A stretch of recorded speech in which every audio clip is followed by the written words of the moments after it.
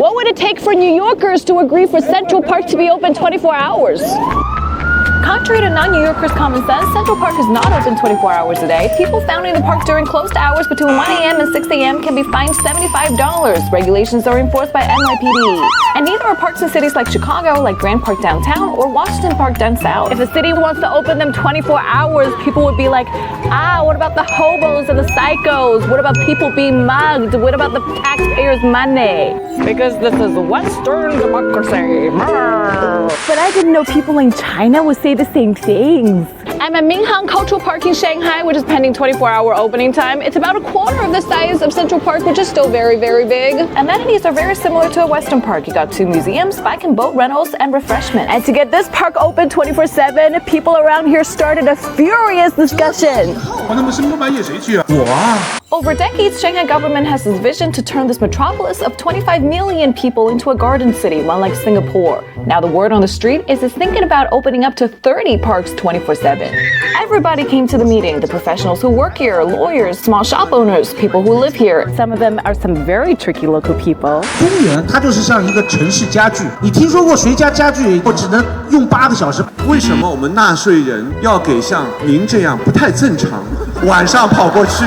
See the taxpayers and the psychos. 大的一个水面，晚上黑灯瞎火，饮酒啦或者身体不适啦，有没有人会翻到这个水下面去？ I don't even need to be drunk. I could totally just miscontrol this cart and just fall into the lake. 我们做好提示。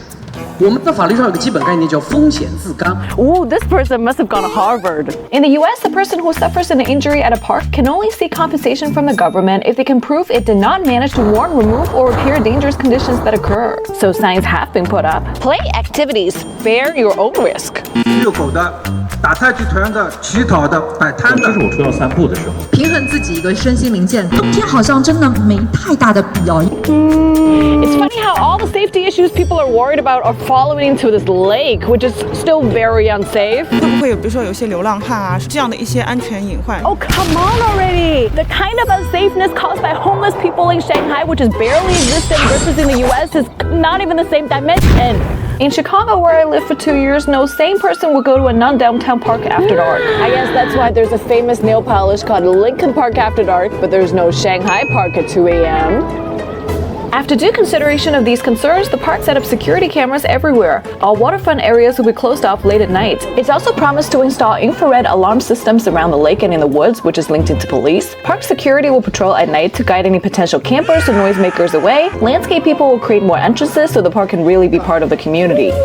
After about a month, the park's closing time was pushed back from 9 p.m. to 12 a.m. It is now getting ready to open 24/7 in an orderly fashion. In China, in an orderly fashion means whatever is about to happen will take place gradually while taking into consideration public opinion. And that's what it took to open a 24-hour park to the public in Shanghai. Do people break each other's necks to get things done where you live? Let me know in the comment section down below.